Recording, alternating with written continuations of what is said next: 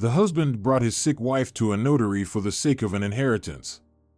And when he asked a homeless woman to witness the will, "You see, Barbara," explained the young doctor, Jeffrey Green, to the patient lying on the hospital bed, "we're not gods, and no one can give you guarantees here.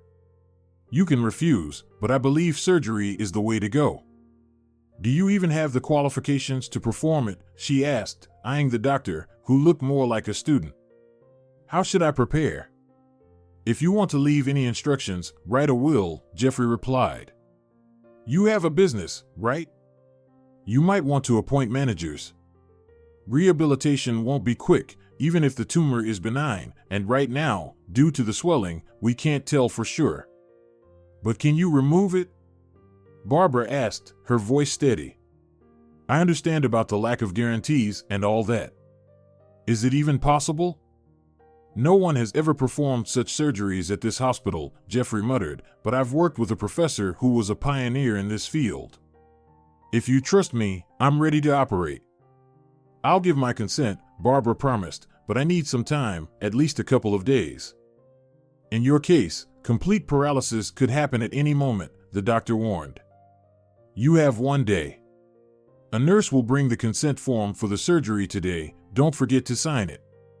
Barbara sank back against the pillows in exhaustion. She could already feel only her right hand. Since a tumor had grown on her spine, compressing her nerve endings, her body had been gradually failing her. The 30-year-old had first started dropping things: pencils, pens, cups of coffee, and one morning, she couldn't get out of bed. Naturally, Barbara had undergone examinations at the best private clinics, but none could help.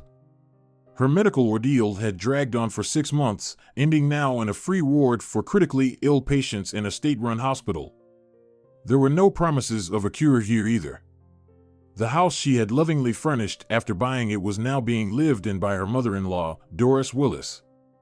Doris made no effort to hide her dislike for Barbara, who symbolized everything Doris had failed to achieve herself. Barbara, an educator by training, had built a true children's entertainment empire by the age of 30.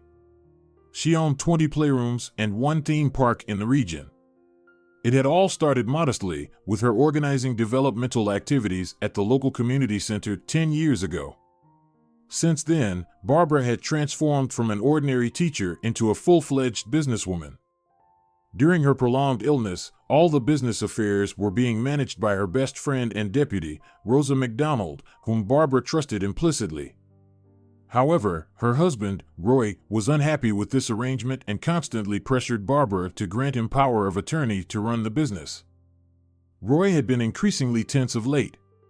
Barbara attributed it to his mother's influence and other stressors. Until recently, her husband had been content with life and hadn't voiced any complaints. But now, he seemed completely unhinged, demanding that Barbara write a will in his favor and insisting on taking control of her business. Today was no exception. Roy's frustrations weren't directed at his wife, but at her doctor. "Tomorrow, I'm taking her to a notary. Give permission for her to leave the hospital," Roy shouted in the corridor. "Treat her, or discharge her already." "That's not for you to decide," Dr. Jeffrey replied calmly. "The patient is still capable of making decisions for herself. She's already agreed to go. I asked her." Roy continued to yell. "I would prefer that the notary come here instead," the doctor responded. "Transporting her could worsen her condition." "Listen, kid, you just shut up and stay out of this," Roy snapped. "Otherwise, I'll file a complaint with the hospital administration and we'll see what happens." "Do as you like," Jeffrey muttered. "But if she leaves, she must sign a waiver acknowledging the risks. Any deterioration will be on you. I've warned you, the consequences could be severe." Roy stormed off, leaving Barbara in her room with a sigh. She loved her husband, but couldn't understand his urgency regarding the will. Still, if it made him feel better, it wouldn't be difficult for her to draft one. Closing her eyes, Barbara tried to fall asleep. At home, Roy was met by his mother, Doris. She had settled comfortably into the luxurious house Barbara had bought and already considered it her own. Doris didn't even hide her delight at her despised daughter-in-law's dire condition. She had always wished for a different match for her son. Yet, apart from his good looks, Roy didn't possess any other virtues or talents. Barbara had resigned herself to the fact that Roy was the best she could manage during a vulnerable period in her life. At the time, she had been reeling from a heartbreaking breakup. Her previous fiancé had left her pregnant just a week before their wedding. The emotional shock led to a miscarriage, and Barbara threw herself into her work to cope. Roy, though not particularly bright, had been a willing listener and seemed like a good guy in those dark days. "How is she?" Doris smirked as her son walked in. "Did she agree to write the will?" "Yes, Mom. Everything is going as you planned," Roy replied, his tone reluctant. "But I really don't want to run her kid's business. Can't we avoid that somehow?" "We'll sell it," Doris said casually. "That friend of hers, Rosa, might want to buy it. Barbara pays her a fortune anyway. And honestly, it's good you don't have kids together. Plus, her mother is dead, so there shouldn't be any other heirs. Just don't overdo it, son. If Barbara suspects anything, this whole thing could fall apart. Be nice to her." "Fine," Roy muttered, "but I'm tired of her tantrums. She's so fixated on getting better, as if we haven't already spent enough money on her treatments. At least she got into this hospital for free, thanks to some quota." "True, son, the money we spent was substantial," Doris agreed. "But the play centers are still running and bringing in cash. What's the point if we don't have access to the accounts?" Roy snapped. "We're stuck with scraps while I want it all, now. No waiting." Doris shot him a stern look. She had her own ambitious plans for Barbara's money. The next day, Roy was back at the hospital, quarreling with Dr. Jeffrey again. Barbara wasn't feeling well, and the doctor insisted she stay in the ward. Despite this, Barbara, with much effort, wrote her consent to leave. "It's just for a couple of hours, don't worry so much," she said placatingly. "I promise I won't push myself too hard." "You don't understand," Jeffrey replied angrily. "This could significantly worsen your condition. But of course, the will must be more important, at least to your husband."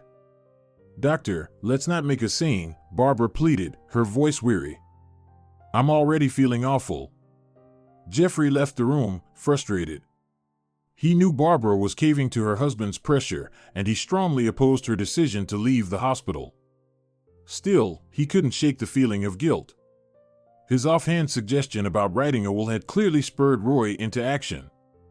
Meanwhile, Roy was demanding clearance to wheel his wife out.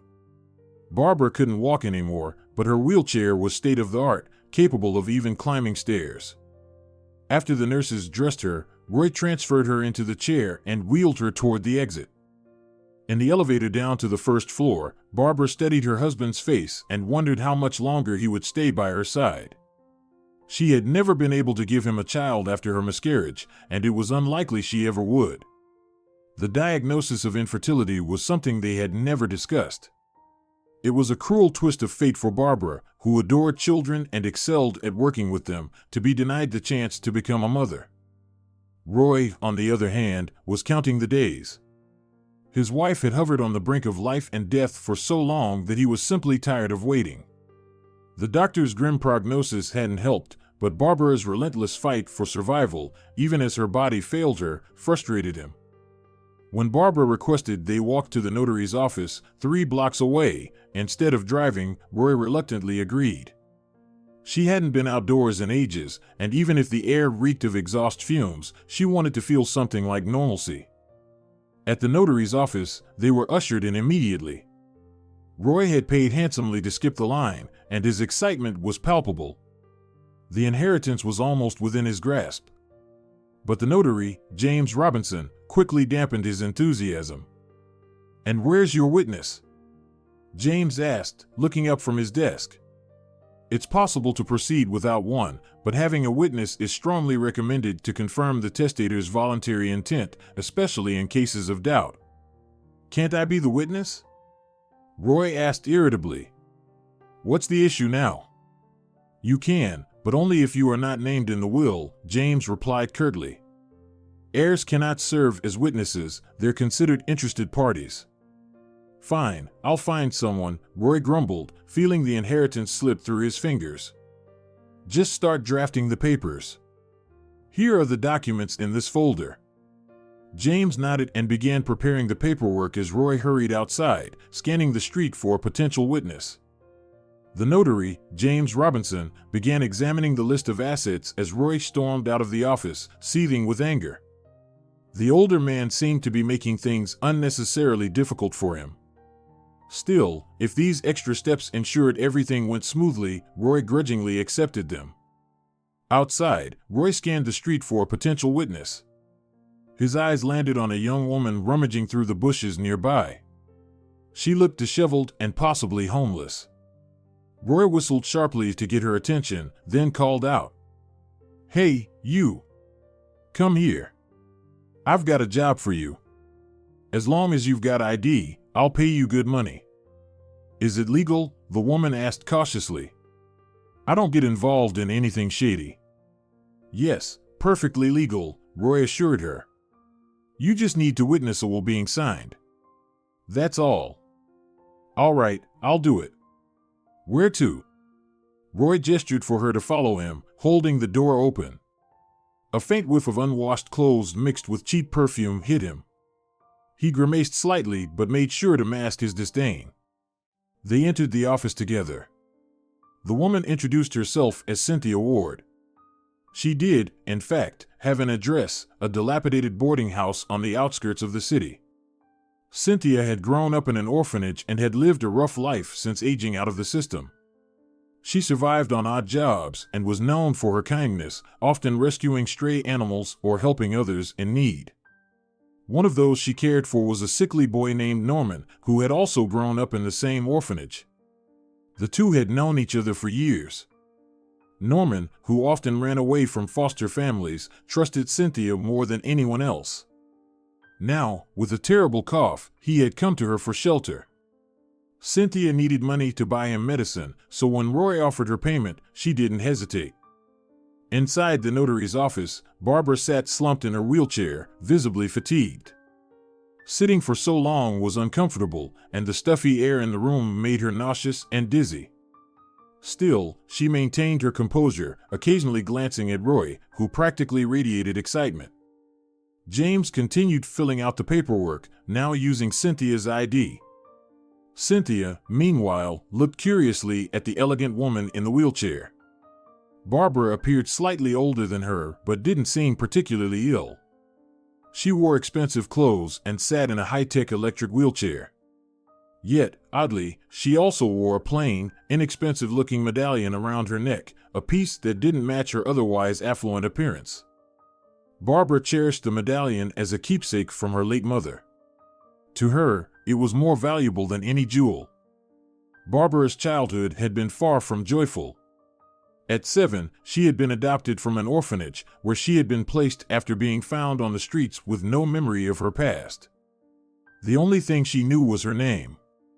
Her adoptive mother, shortly before passing away, had gifted Barbara the medallion, asking her to keep it safe.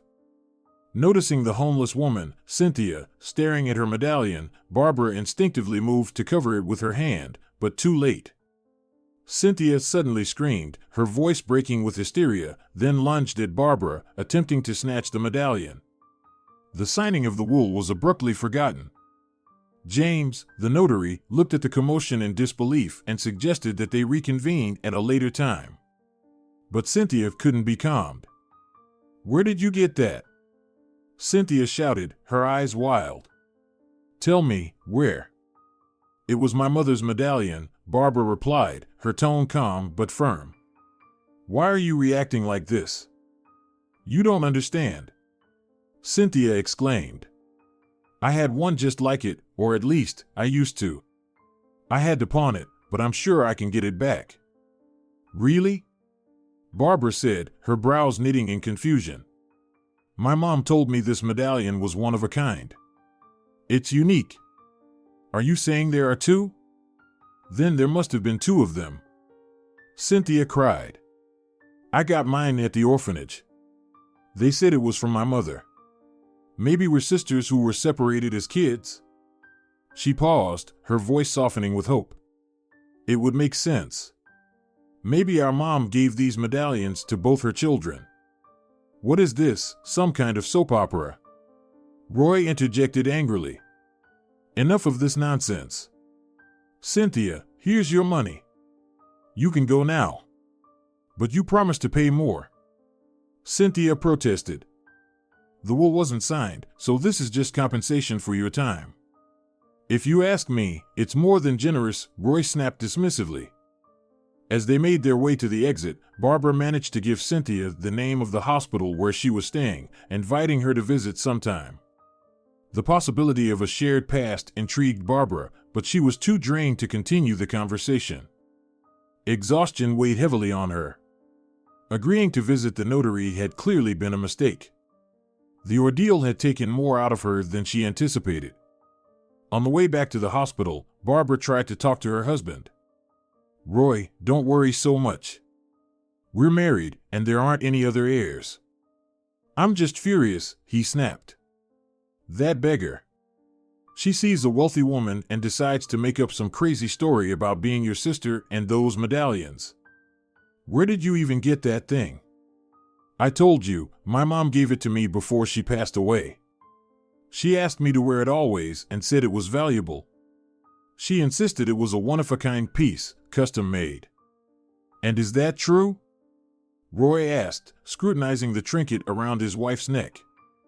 Of course not. It's just costume jewelry, Barbara replied. I had it appraised. I don't know what that drifter was talking about with her pawnshop story. My medallion isn't even made of precious metal, it's just brass. No pawnshop would take it. So maybe you're right, she just wanted to get something, anything, from a random wealthy woman. Once they reached the hospital, Roy handed Barbara off to the nurses and left. The encounter with Cynthia troubled him. It implied that his wife might theoretically have a sister who could also claim the inheritance. And Cynthia clearly wasn't in a stable financial position. As always in such situations, he called his mother. Doris quickly grasped the issue. The most important thing is not to let them do a DNA test. If Barbara dies, we'll have her cremated, no evidence, and let that beggar try to prove anything then. Exactly, Roy replied, impressed. I've always known you were the smartest. By the way, the will still isn't signed, and tomorrow she's having surgery. We might soon become very wealthy people. I tracked down this woman, Cynthia, right? You saw her passport, didn't you? Ask the notary for her address, make something up. Then scare her off. Maybe it would be better to bribe her. She's clearly in need of money, Roy suggested. She doesn't look like she's doing well. I said scare her. Do it. You don't understand, if you give her money once, she'll think she's found herself a cash cow. Got it, got it. I'll handle it, Roy assured her. He indeed set out to find the homeless woman, hoping to locate her on his own. Cynthia turned up not far from the notary's office, begging for change near a market. Roy approached her quietly and asked her to step aside with him. Cynthia complied but eyed him warily. What, are you here to take back the 1,000 too? I've already spent it, Cynthia said bitterly. Listen, you seem like a reasonable person, Roy said, trying to control his temper. But you need to understand, my wife is a very sick woman. She can't handle unnecessary stress. So, any visits to the hospital are out of the question. Even if you think it's a good idea or a chance to find your sister. And who are you to tell me what to do? Cynthia snapped. I'm a free person. I can go wherever I want, even to the hospital, if I feel like it. But you're obviously up to something shady. I'm just protecting my wife from undue stress, Roy retorted. By the way, free spirit, have you thought about what happens if you end up in jail? For theft, maybe?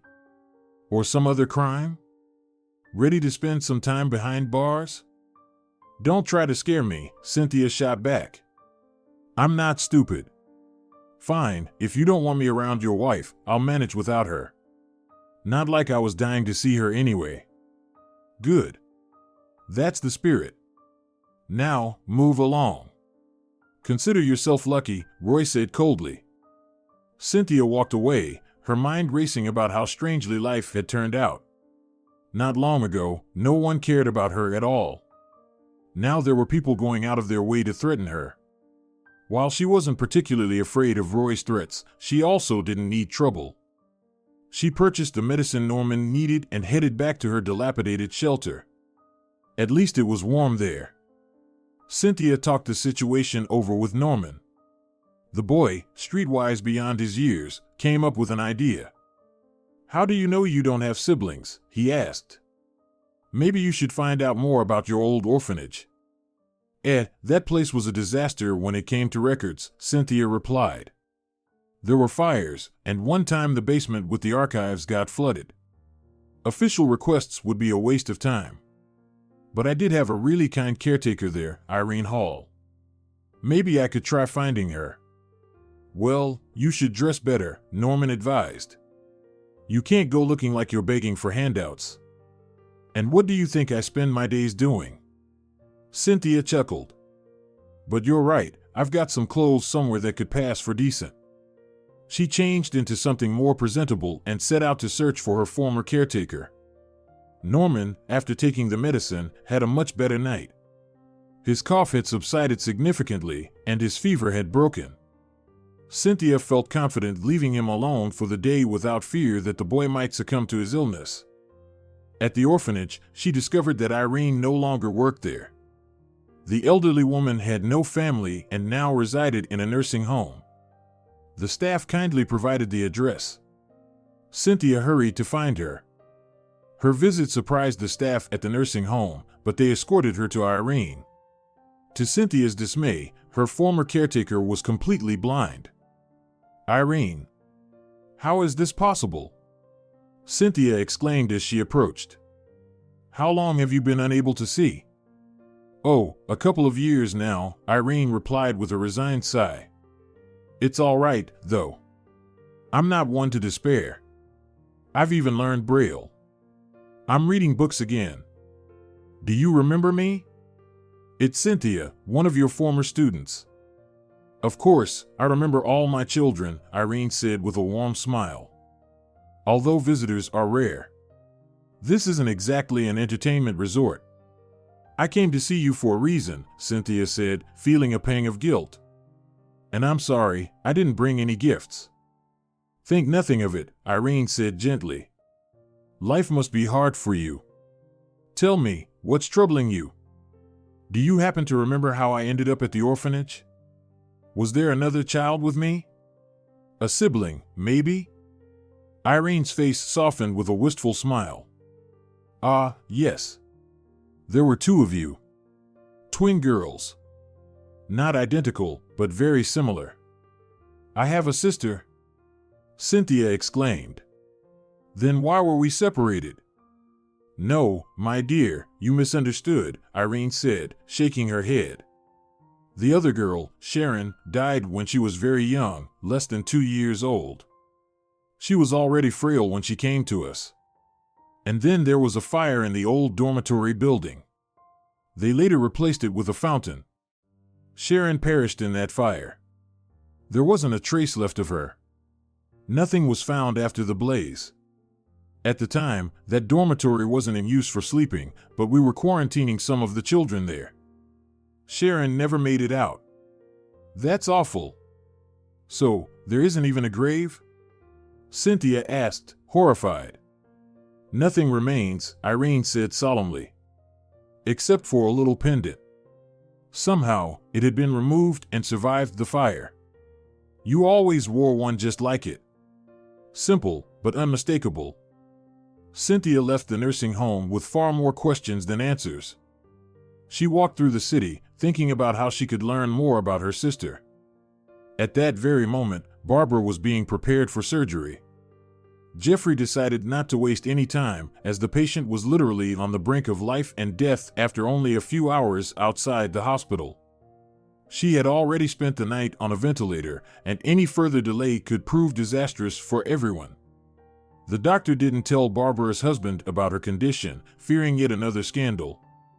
He could see clearly that Roy was more eager to inherit from his wife than to see her recover.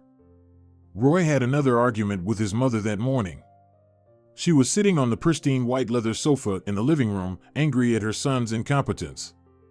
"Well, what kind of fool are you? You couldn't even handle the simplest task? Just get your wife to write a will. How could you not have planned everything in advance?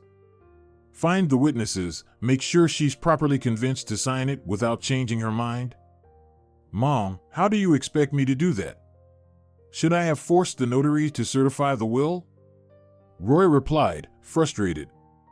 "Well, at least don't leave it until the last minute," his mother snapped. "You just didn't care. You thought you'd inherit anyway." "There's nothing to talk about, she's still alive," Roy smirked. "And you, Mom, should temper your expectations. You'll be very disappointed if she gets better. By the way, why haven't you arranged things with the doctors in all these months? You could have already had her declared incompetent or come up with something else to get her into a nursing home. With her paralysis, she needs special care anyway, and we'd be living off the money we get. No problems, you see?" "Yeah, she's going to die anyway," Roy replied lazily. "You should have seen the surgeon who's performing the operation. What a joke. The guy just graduated from college. He's never operated at this hospital before. I can already picture how he'll have to explain himself later." They continued discussing the matter for a while, and then Roy decided to visit a lawyer friend for advice. It wasn't that he was acting behind his mother's back, but her insatiable greed was starting to annoy him. He was beginning to think that she wouldn't hesitate to sacrifice him if millions were at stake. In fact, he was already considering writing a will in case his mother planned to inherit anything from him. The lawyer didn't surprise Roy much. As the legal husband, without a prenuptial agreement, Roy would indeed inherit everything. Even if a sister or other relatives were to appear, they would come after him in the inheritance order. This was reassuring. Now he didn't have to worry about competition from that strange beggar woman. After leaving the lawyer's office, Roy called the hospital. He was told that the patient had undergone surgery, but was in a coma. The doctor had prohibited them from revealing that she was actually in a medically induced coma. This method had been developed by his professor. To prevent the patient from being shocked by the recovery of sensitivity, they had put her into a medically induced coma. Overall, Jeffrey knew he was taking a risk, but he did so knowingly, aware that a successful recovery for such a complicated patient would be a great boost to his career. Cynthia wandered the streets alone until evening, feeling out of sorts, until she realized she had been walking in circles near the hospital. She decided to go into the clinic, as she was dressed decently. In her ragged clothes, they probably wouldn't even let her cross the threshold. Visiting hours had ended, but Cynthia grabbed a white coat and mask that were lying on a bench, checked the patient lists for the rooms, and headed to the appropriate floor. There, in the room, she was caught by Jeffrey, who came in for his rounds. "Who are you? And what are you doing here?" he asked indignantly. "The patient is in a coma. We don't even know if she'll come out of it. By the way, where's your badge? Introduce yourself, I don't remember such a specialist on our team." "I didn't mean to," Cynthia said, almost crying. "I just wanted to talk to her. I think she might be my lost sister. But I won't be able to check now, since she's in a coma. She won't give permission for any testing. And I don't have the money to pay for it." "All right, let's go to my office, fake colleague," Jeffrey smirked. "By the way, what's your name?" "Cynthia," she replied. "Are you going to kick me out?" "I've suddenly become quite curious to know if you might be her sister," the doctor smiled. "Let's check. If you're ready to provide a sample for testing. You know, in case a blood transfusion or something else is needed, it would be helpful to know if you're related." "Yes, of course, I'm ready." "How long will it take to get the results?" "I'm not exactly sure, probably about 2 weeks. Our lab is very busy, and it doesn't happen too quickly. Leave me your contact information, and I'll call you once we have the results." All right, write down the phone number. And thank you so much for your help. I thought you were going to kick me out and call the police. Well, just make sure to return the coat to my colleagues. Tell them you accidentally took it to the laundry. Otherwise, you will really be guilty of theft. As for everything else, this patient is too unique to lose. Your story about the notary and the twins just became another piece of the puzzle in this whole situation. Please, tell me when you find out everything, okay? Cynthia asked the young doctor. I really want to understand why we have two identical pendants. Jeffrey saw her out and went to the laboratory to arrange the DNA test. Just a week later, he received completely astonishing results. Cynthia was not Barbara's sister at all. There was no familial connection between them. Barbara, meanwhile, continued to remain in a coma. A real one now. Her body wasn't rushing to recover, though her general reflexes were normal. There was even sensitivity where there had been none before the surgery. Leaving the Sleeping Beauty in her ward, Jeffrey contacted his former classmate during his free time. The friend worked in the police department's criminal case archive and could be very helpful. This friend, Vincent Adams, had dreams of becoming a detective, but his superiors didn't like him, so he was sent to the archives despite a shortage of staff. After hearing Jeffrey's story, Vincent promised to look into it. Meanwhile, Jeffrey informed Barbara that the woman in a coma wasn't her relative. She was very upset, thanked the doctor, and hung up the phone. The next day, however, Vincent suggested they meet. He didn't want to discuss over the phone what he had learned. When Jeffrey met his friend that evening in an empty lot where Vincent was walking his dog, he was in for a big surprise. Can you imagine? This could be $1 million case. If we crack it, I'll be heading straight for the Criminal Investigation Department. Vincent exclaimed. So, it turns out the caregiver of this Cynthia didn't lie. There was a fire, and it was huge. All the fire brigades in the city were called in. The girl and her sister were both 2 years old. Of course, she doesn't remember anything, but that's not the most interesting part. What's the most interesting part then? Jeffrey asked, surprised. Well, there were no traces of the dead child at the site of the fire. Nothing at all, except for the medallion. It's even in the case file. And this trinket didn't even get burned. By the way, the medallion is actually quite interesting. It was custom made. They didn't mass produce these. So, the medallion was planted after the fire? Jeffrey asked, astonished. How is that even possible? And no one thought to investigate. You'll be surprised, but the case hasn't been closed, Vincent smirked. And the girl, Sharon, was officially declared missing, not dead. Do you understand what that means? It means there were doubts about her death. Exactly, Vincent grinned. Here's the thing, Jeffrey. The day before the fire, a group of interested guests, foreigners, came to the orphanage. Back then, they could still adopt our children. Although local families were technically prioritized, times were tough. They weren't taking many kids. But witnesses said the foreigners insisted on adopting these two sisters. They were adamant. But something went wrong with the paperwork, and they were refused. That same night, the fire broke out in the isolation ward. And after that, no one ever saw the child again. Well, that's quite a story. But why didn't they give the sisters up? Back then, they were more than willing to accommodate foreigners, especially if there was money involved. I don't know, Vincent shrugged. The case is silent on that. My guess is it had something to do with the fact that there was no mother. The prospective adoptive parent was a lonely guy, William Arnold, a businessman. By the way, there's a man with that name in our region who owns a factory. He has a daughter of the right age, but he's never been married. He's a very private guy. Now that's a puzzle you've laid out, Jeffrey smiled. I'm not going to rest until I figure this out. I've got another one for you, Vincent cheerfully announced. Remember that medallion they found at the fire? Well, the orphanage administration did the brilliant thing of hanging it on a girl who was brought in the morning after the fire, straight from the distribution center. They acted like they had all their kids, and no one had gone missing in the fire. What did they think? That it would pass unnoticed? That they could just count the kids by their medallions?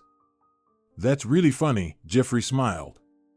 So the fire might have been a smokescreen after all. And it seems the orphanage director made a nice little profit off it, Vincent added. You see, after the fire, they were allocated money for repairs.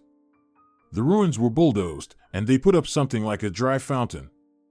It was definitely done on the cheap, not with much funding.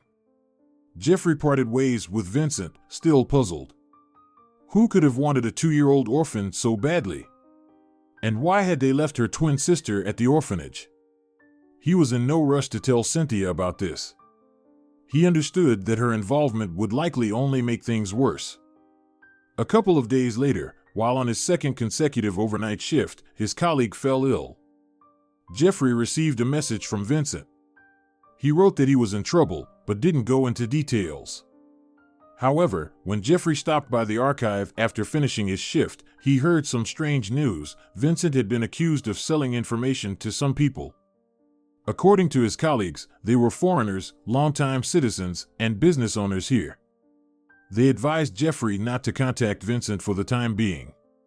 Besides, they said, discussing important matters over the phone was impossible, especially since Vincent was formally under investigation for accepting a bribe. Although not arrested, he had been suspended from work for a while. Jeffrey realized he was on the right track and decided not to back down. He got in touch with William Arnold, scheduled a meeting with him under the pretext of discussing donations for the hospital, but in reality, he just wanted to see the man in an informal setting. Jeffrey was invited to the family's countryside home. When he arrived, the door was opened by a young woman who looked like Cynthia, only more polished and well off. Jeffrey was struck by the resemblance. He could have skipped the DNA test, it was that obvious. But he decided to go through with it. On his way to William's office, Jeffrey noticed a comb with long, dark hairs. He discreetly placed it in his briefcase. While waiting for William, the girl, who introduced herself as Sharon, Jeffrey tried to make small talk, but his questions made her suspicious. She pressed a button, and security guards quickly arrived to escort Jeffrey out. He never met William. But things started to become clearer about what had happened 23 years ago. Indeed, the foreigners had been denied adoption. But William somehow managed to strike a deal with the orphanage staff, probably with the orphanage director, who was already known to be less than ethical. The child had been secretly handed over without any paperwork, and all evidence was destroyed in the fire. Jeffrey was stunned by how simple it all seemed.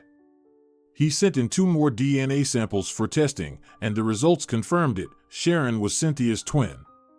There was no doubt about it. Jeffrey sighed and dialed Cynthia's number. Now, he couldn't do without her. He wasn't about to leave Vincent in trouble. Cynthia, good evening, Jeffrey said into the phone. I found your sister. But it seems like I've gotten myself into some trouble. Or rather, not me, but a good person. How can I help you? The girl asked resolutely. Tell me, I have nothing to lose. I'll do anything to meet my sister. They arranged to meet at Vincent's house. There, Jeffrey learned that his friend had initially been threatened over the phone. When that didn't work, they fabricated a case about him allegedly accepting a bribe. Vincent denied everything, even hired a lawyer. The lawyer believed Vincent had a good chance of getting out of it. But now that the truth was almost out, the young police officer wasn't planning to stop. He proposed a plan of action. Together, they went to the police, where Cynthia filed a statement requesting an investigation into whether Sharon Arnold was her long-lost sister. Since Cynthia was a relative of the girl, she was able to file the claim. They decided not to make the information about the secret investigation public. The police accepted the statement and contacted William to arrange for his daughter to undergo tests and for her questioning. But at Sharon's house, a different conversation took place with her father. Dad, am I not your real daughter? It's a bit more complicated, dear, William sighed and replied. Listen, I'm going to tell you a story. I should have told you this long ago, but I've been afraid to bring it up. Dad, stop dragging it out. Sharon protested. Just tell me already. 25 years ago, I came here to do business. A rich foreigner and heir to millions. Everyone around thought I was a fool, tried to trick me in different ways, but I was just dreaming about my roots, like every immigrant. The longing for birch trees and all that silly stuff. I wanted my children to grow up in their native culture. But it turned out that the Arnold family couldn't reproduce normally. I'm essentially infertile. The only chance was through IVF. And my grandfather, the owner of the fortune, was already tired of my antics and set a condition: I would inherit only if I became a father. So how did you manage? Sharon asked in surprise.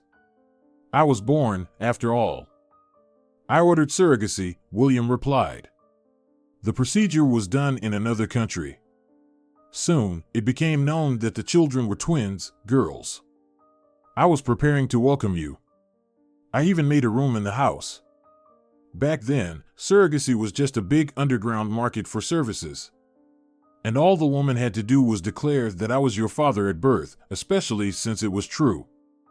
But something went wrong, the daughter said, sensing what had happened. Yes.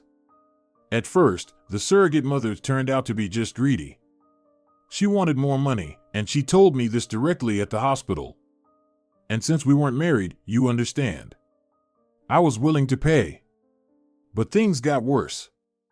The woman had some kind of complication. She died 2 days after giving birth. The girls were declared orphans and were being prepared for transfer to an orphanage. And you couldn't take us, Sharon sighed. I suppose, as a lawyer, I should despise you, but I'm so sorry, Dad. It was a hard time, wasn't it? Very hard, sweetheart. For 2 years, I just banged my head against the wall trying to get my own daughters back. I paid a ton of bribes, but there were local people who wanted you. In the end, nothing worked. At the age of 2, you went to the orphanage. It was easier to make a deal there, but just then, another scandal broke out with foreign adoptions. And I didn't even meet the requirements. A single man without a wife. So, my chances were almost zero. How did you finally get me? Sharon asked. And why did you leave my sister in the orphanage? They could only give me one of you. My longtime friend officially adopted you as her daughter. I was listed as your father. They changed your birth date, made it a little earlier, and pretended that you were born a long time ago, but your father hadn't taken care of you. Your sister, Cynthia, stayed in the orphanage. She's looking for me, Sharon said. I think it would be right if we meet and talk. I'm not against it. I've always thought that 2 daughters are better than 1, the father replied. The next day, Sharon went to the police station and met with Cynthia. She agreed to withdraw her statement, saying she had made a mistake as long as they didn't bring up the old case. Sharon was very afraid that her actions would hurt her father. Cynthia accepted her reasoning but demanded help in solving her own issue. They've opened a bribery case against my friend, the police officer from the archive, on your father's orders. I want it to be dismissed. Of course, don't worry, Dad is already handling it, Sharon reassured her sister. By the way, where's your pendant? I want to order us matching ones. It's in the pawn shop, Cynthia muttered. You know, sometimes tough times hit. Well, sister, those times are over. You can change your last name too. You'll be Arnold. Dad will give you capital. Everything will be fine. And of course, you'll move into our house. I don't live alone, Cynthia said carefully. There's also a boy, a teenager. He keeps running away from the orphanage. We'll take him too, Sharon promised. Just make sure it's official. All right, then I'm ready. Cynthia still couldn't believe her good fortune. That day was filled with tears and explanations. William told his second daughter about their family, promising to secure all the privileges for her. Cynthia also shared her life story, shocking both her father and sister. And when the conversation turned to Barbara, who was still in the hospital, they all immediately wanted to meet the charming woman. Later in the evening, Cynthia received a message from Vincent, with whom she had been having a lively conversation in the Messenger app for the past 2 days. "Can you believe it? My boss apologized to me, said the accusation was false, the investigation and all that. So now, I'm a great employee again and can get back to dusting in the archive." "That's great." Cynthia smiled. "And besides, you're not just dusting there. You did a whole investigation for me that would make any detective jealous." "Yeah, but what's the point? It didn't help my career at all," Vincent sighed, then suddenly changed the subject. "Are you afraid of dogs?" "No," Cynthia smirked. "Why do you ask?" "I just want to invite you for a walk. I've got a dog, that's why I'm asking." "No problem. Just set the time and place, and we'll meet up and figure it out. Maybe I'll even make friends with your dog right away."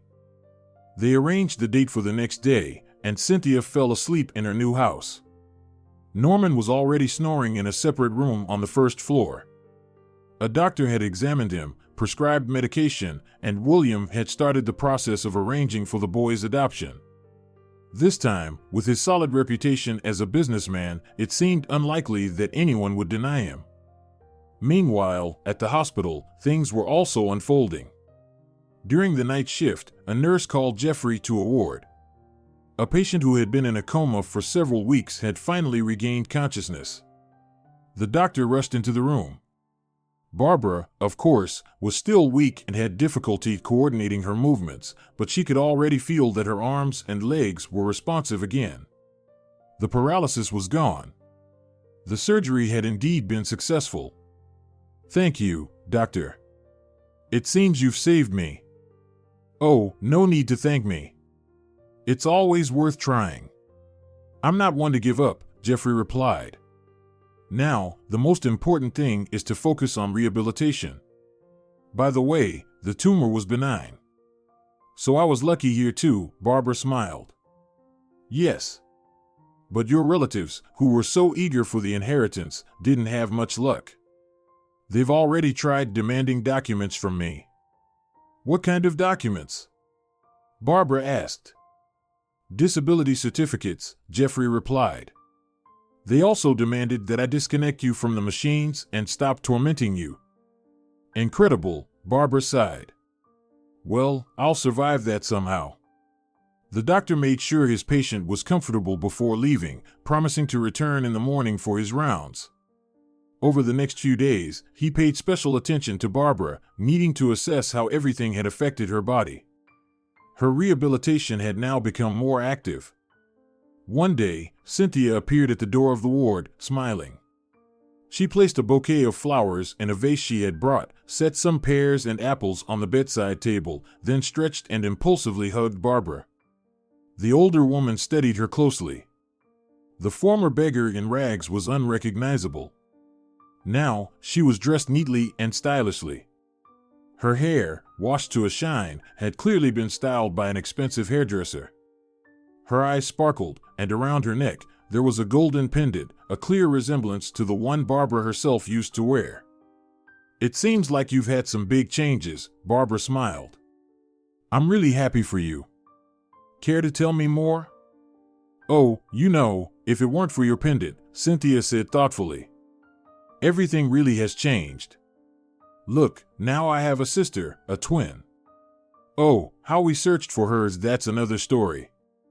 By the way, your doctor, Jeffrey, is a real hero. He helped a lot with this. And now I'm going on a date with his friend." "Wow." Barbara smiled. "That's really great news. But it looks like my marriage is falling apart. I don't think there's any hope left to save it." With a husband like that, I wouldn't even try," Cynthia replied. "Just start fresh, that's all." They said their goodbyes, but Cynthia promised to visit again. Barbara liked her very much. The next visitor was Roy, who was extremely displeased that his wife had even regained consciousness. He took his frustration out on the doctors and nurses and then expressed his displeasure directly in his wife's room. "So, you changed your mind about dying?" he said from the doorway. "So much time in a coma, not everyone survives that." "Of course," Barbara grumbled. "I can see that you're mostly upset about that." "Well, actually, you could have taken care of things beforehand, so I could manage the money and property in case your health failed," Roy barked at her. "But instead, we've been sitting here without money all this time, and you're just thinking about what?" "Well, your mother could have lived off her own money, for example," Barbara smirked. "Or you could have earned something instead of sitting on your wife's back." "Oh, so that's how you talk now?" Roy snapped. "You've used me for so long, and now what?" Barbara simply closed her eyes. She didn't want to hear her husband's accusations and excuses anymore. She had firmly decided to get a divorce as soon as she was back on her feet. But that was still a long way off. Roy, however, stormed out of the room in a fury. From his wife's mood, he could clearly see and understand everything. It didn't take any extraordinary insight to figure it out. Roy called his mother. "She didn't just wake up. Looks like she's planning to divorce me. This is all your fault. You probably stormed in with complaints and accusations when what was needed was care and tenderness," Doris shouted at her son. "For so many years, we've never wanted for anything, and now what? Are we going to wallow in poverty? What kind of useless person are you? Actually, you could have shown some sympathy for your daughter-in-law. Now she thinks we're supposed to pay the bills ourselves. Probably because we didn't sit by her bedside with a mournful look while she was dying," Roy snapped back. "All right," Doris responded firmly. "I'm going to give you an address. You'll go there, and someone will meet you. You'll get a vial, and you need to bring it home very carefully. Do you hear me? Don't break it." "Got it." "But what's in the vial?" Roy asked, sensing that things were taking a dangerous turn. "Don't ask the person giving you the vial any questions." "Don't ask them anything at all," his mother grumbled. "Fine, I understand," Roy replied. Soon after, Roy received the address on his phone. He set off to meet the person his mother had directed him to. He wasn't really planning to get into the details of how serious things were, he just wanted to fix the situation. In reality, there was no clear solution. Over the following days, his mother-in-law regularly called the hospital to inquire about Barbara's condition. This attention didn't go unnoticed. Jeffrey ordered that only a limited number of people be allowed to visit his patient. When Cynthia found out, she volunteered to stay with Barbara during the day. They chatted a lot and generally had a good time together. A week later, when Roy's mother learned that Barbara was going to be transferred to another department for rehabilitation, she became nervous. She demanded that her son immediately start carrying out her plan. The woman was furious that someone had dared to outsmart her. Roy, with the vial, the contents of which he still didn't know, went to his wife's room. As her closest relative, he was allowed in, but Cynthia pretended to leave the room, staying just outside the door. Barbara quickly grew tired of her husband's company. All he could talk about was how much money he had spent and what bills still needed to be paid. Barbara closed her eyes and dozed off after taking her prescribed medication. Soon, a nurse came in to change her for. After that, Roy, left alone with his wife, began to add something to the solution dripping into her for. Suddenly, Cynthia burst into the room, accompanied by the nurse and a doctor. The four was replaced again, and the police were called. "Well, Roy, what have you done?" Barbara sighed, looking her husband straight in the eyes. "Didn't the greed completely shut down your brain? I don't even know what was in there. Maybe vitamins? So you could get better faster?" He yelled. "It was all my mother's idea. Arrest her." "Thanks for the tip. We would have figured that out ourselves," the investigator replied. "And what was your intention behind this attempt? Couldn't you just divorce peacefully? She's literally sitting on a pile of money." Roy yelled, completely losing control. Do you understand what's going on? She's this spoiled, can't even have a child, and just keeps expanding her business, buying houses, cars. And I walk around, not being able to do anything about it. Do you think it's normal to just live off your wife and wait for her to die? Dreaming, hoping for the will? Well, that's not really my area, the police officer smirked. You know, you could have had a career, developed yourself, done anything else. Instead, you're just sitting around and suffering. Maybe she's just working a lot? Roy was taken away. When the investigation revealed that the vial contained a deadly poison capable of stopping the heart, Doris was arrested as well. The mother was not happy about this turn of events. In her dreams, she had already been dividing her daughter-in-law's inheritance with her son, but it turned out completely differently. Both mother and son were thrown behind bars. A trial awaited them. There was plenty of evidence.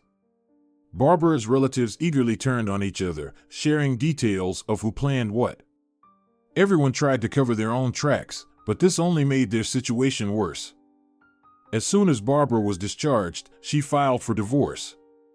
The certificate from the investigator helped her speed up the process. Jeffrey, whom the young woman now simply called by his first name, was very concerned about the progress of her rehabilitation. So much so that upon her discharge, he moved her into his own home. It was easier for him to monitor whether she was following her medical instructions. Plus, Barbara had grown very dear to him. Their relationship developed quickly, and as soon as she had fully recovered, Jeffrey proposed to her. When her fiancé left for work, Barbara called Cynthia with the news. "Can you believe it? It looks like I'm getting married again," Barbara said cheerfully. "Will you be my maid of honor?" "There might be some complications," Cynthia replied. "You see, I was just about to call you. Vincent gave me a ring yesterday and officially asked my father's permission for my hand in marriage." We were all in tears. You know, it wasn't exactly a good time for phone calls. "So, did you say yes?" Barbara asked her friend. "Or are you planning to make your fiancé sweat a little first?" "Are you kidding?" Cynthia laughed. "Vincent would see right through me.